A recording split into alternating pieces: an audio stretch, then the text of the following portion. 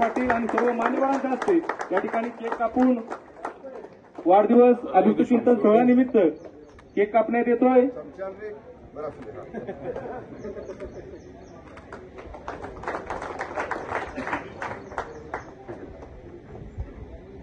आदरणीय साहेब, आदरणीय आबांना या ठिकाणी वाढदिवसाच्या शुभेच्छा व्यक्त करतील। साहेबांना विनंती करतो आपण शुभेच्छा व्यक्त करा।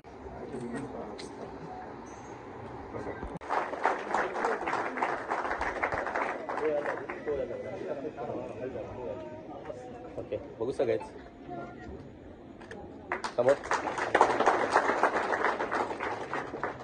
धन्यवाद। हे आपलं काम आमच्या गावाला पुस्तक तिथलं आहे बघा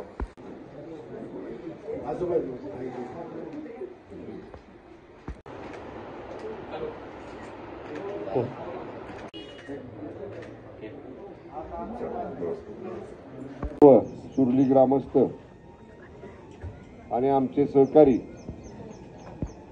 हिंदकेसरी पैलवान संतोष वेताळ त्यांच्या आज वाढदिवसाच्या शुभेच्छा देण्यासाठी जमलेले सर्व उपस्थित बंधू आणि भगिनी, मी खरं संध्याकाळच्या कार्यक्रमासाठी येण्याचं मान्य केलं होतं आणि तसा दौराही नियोजित केला होता, परंतु अचानक मला काल निरोप आला आणि एका महत्त्वाच्या बैठकीसाठी संध्याकाळी 7 वाजेपर्यंत मला मुंबईला पोहोचायचं आहे आणि म्हणून मग मतदारसंघातला दौरा उरकता घेऊन पैलवानांना फक्त शुभेच्छा देण्यासाठी म्हणून घाई गडबडीमध्ये मी इथं आलो।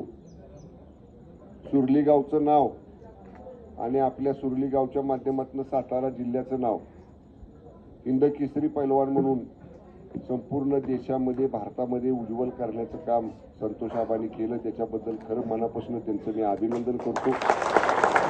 आणि मी आज त्यांना विचारलं तर म्हणले सकाळी रक्तदान शिबिर ठेवले गावात, परत वृद्धांना डोळे तपासणी करून ज्यांना चष्मे वाटप करायचे त्यांना चष्मे वाटप केले आणि शासकीय रुग्णालय सातारा यांच्या माध्यमातून सगळ्यांचीच तपासणी, आरोग्य तपासणी, वैद्यकीय तपासणी आणि काय किरकोळ आजार असतील तर त्यांना औषधं गोळ्या देण्याचा कार्यक्रम म्हणजे तो सुद्धा शिबिर आरोग्याचं इथे या ठिकाणी घेतलंय। या ठिकाणी एक चांगला उपक्रम वाढदिवसाच्या निमित्तानं तिने आयोजित केला आणि मोठा कार्यक्रम हा संध्याकाळी आहे। ठीक आहे, आमचे सहकारी अमोल भैया, बाबर आमदार आणि आमदार मनोज दादा दोघं जण सुद्धा माझ्या वतीनं इथं जरूर त्या कार्यक्रमासाठी येतील। आणि आता क्रीडा क्षेत्रात पैलवानकीत पैलवानांनी नाव केलंय चांगलं, ते आपण सगळ्यांनी बघितलंय।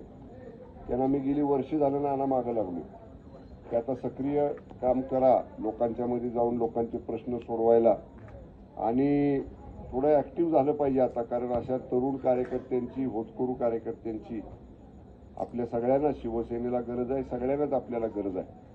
आणि म्हणून त्यांच्या चांगल्या कामाला जिल्ह्याचा पालकमंत्री म्हणून माझं आजपर्यंत सहकार्य राहिलं आणि इथून पुढे सुद्धा संतोष आबाच्या मागे जिल्ह्याचा पालकमंत्री म्हणून ठामपणे उभा आहे, एवढा त्यांच्या वाढदिवसाला शुभेच्छा व्यक्त करतो।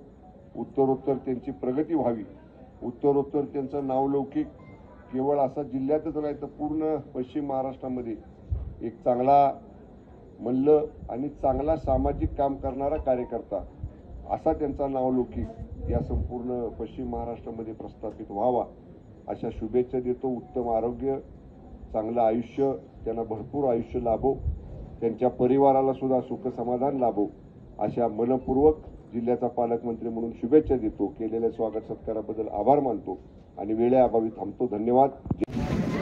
साहेब, एका महाराष्ट्र केसरीनंतर आता हिंद केसरी आपल्या सोबत आहेत, काय आता त्यांच्यावर जबाबदारी असणार? मी आमचे सहकारी हिंदकेसरी पैलवान संतोष आबा वेताळ यांच्या वाढदिवसाच्या कार्यक्रमासाठी या ठिकाणी आलो। त्यांना मी मनापासून शुभेच्छा दिल्या। गेली 2 वर्ष, 1.5 वर्ष ते माझ्याबरोबर सक्रिय काम करतायत आणि मी त्यांना आता सांगितलं गाव आणि एवढ्या विभागापुरतं मर्यादित न राहता संपूर्ण जिल्ह्यामध्ये संघटन चांगलं वाढवण्यासाठी आणि लोकांची कामं करण्यासाठी, समाजाची कामं करण्यासाठी तुम्ही पुढं आलं पाहिजे आणि नक्की ते माझ्याबरोबर आहेत। पक्षाच्या वतीनं, माझ्या वतीनं त्यांना मी शुभेच्छा दिल्या आणि पूर्ण ताकद ही समाजाभिमुख कामासाठी त्यांच्या पाठीमागं माझी राहील। आणि नक्की त्यांचं भवितव्य उज्ज्वल आहे. महाराष्ट्रात खरं तर फार मोठ्या प्रमाणात पावसामुळे नुकसान झालेलं आहे. 8,500 हेक्टरी मदत शासनाकडनं देण्यात आहे. मात्र शेतकऱ्यांच्याकडून 50,000 हेक्टरची मदतीची मागणी केली जात आहे आणि विमाच्या जे अटी नियम आहेत ते बाजूला काढण्याची मागणी केली जाते. या संदर्भामध्ये पावसाळ्याची परिस्थिती आहे. ज्या ज्या ठिकाणचा पाऊस उघडलेला आहे तिथले पंचनामे सुरू झालेले आहेत. जिल्हाधिकारी आणि जिल्हाधिकाऱ्याकडनं विभागीय आयुक्तकडनं राज्य सरकार हे सगळे प्रस्ताव मंत्रिमंडळापुढे येतील. आपण जो काही निर्णय मदतीचा घेतलेला आहे तो प्रचलित आत्ताच्या पद्धतीनुसार नियमानुसार किंवा जे धोरण आहे त्यानुसार घेतलेला आहे. जेव्हा अंतिम आकडेवारी महाराष्ट्रातली सगळ्या पुढे येईल, जास्त नुकसान कुठं झालेलं आहे, 100% नुकसान कुठं झालं आहे, 100%च्या पेक्षा कमी नुकसान कुठं झालं आहे, ह्या सगळ्या नुकसानीची मान्य मंत्रिमंडळामध्ये चर्चा होईल आणि जरूर शेतकऱ्याच्या पाठीमागे हे सरकार उभं राहील. महाराष्ट्रात तुमच्या नजरेतून अशी एक तुमची पर्यटन विभागाकडून फोटोसाठी एक स्पर्धा सुरू लावली. हा, येस. तर त्या संदर्भात काय आपण एक नवीन कॉम्पिटिशन महाराष्ट्रातली पर्यटन स्थळं ही छायाचित्रकार जी आहेत, व्यावसायिक छायाचित्रकार असतील किंवा इतर छायाचित्रकार असतील, त्यांनी ती छायाचित्र वेगवेगळ्या पर्यटन स्थळांची आमच्या MTDC आणि डायरेक्टर टुरिझमकडे द्यायची आहे. त्यातली एक ज्युरी आम्ही तयार केलेली आहे, एक नियामक मंडळ तयार केलेलं आहे, म्हणजे एक्सपर्ट छायाचित्रकारांचं. ते निवड करेल त्यातलं. पहिल्यांदाच करतोय आपण ते. आणि अशी जी 1, 2, 3 नंबरची छायाचित्र येतील त्या छायाचित्रांना वास्ट नॅशनल इंटरनॅशनल लेवलला प्रसिद्धी देऊन ती पर्यटन स्थळं नकाशावर आणण्याचं काम या माध्यमातून आपण करतो. सुरुवात आहे. अशाच पद्धतीची अजून एक सुधारित योजना जी चित्रित म्हणजे त्याला आपण काय म्हणतो चित्रफित किंवा क्लिप जशी म्हणतो तशी छोटी 2-2, 3-3 मिनिटाची व्हिडिओ क्लिपसुद्धा त्यात करावी.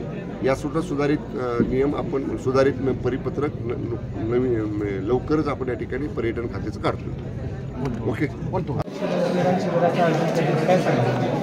आज माझ्या वाढदिवसानिमित्त सुरली मारुती मंदिर या ठिकाणी 150 रक्तदान आत्तापर्यंत झालेलं आहे आणि सुरलीच्या इतिहासात पहिल्यांदा महिलांनी रक्तदान केले आहे. मला सुद्धा या गोष्टीचं खरं कौतुक वाटते. महिला इतका उत्स्फूर्त प्रतिसाद देत आहेत गावातील. स्वतः रक्तदान देण्यासाठी त्या सहभागी झालेल्या आहेत. आपण बघू शकता चष्म्याचं वाटप सुद्धा मोफत चालू आहे, डोळे तपासणी चालू आहे, सगळं आरोग्य तपासण्या सर्व चालू आहे. मला वाटतं 500 ते 1000 माणसांनी आतापर्यंत सर्व तपासण्या करून घेतलेल्या आहेत. संध्याकाळी 4 वाजेपर्यंत चालू राहणार आहे.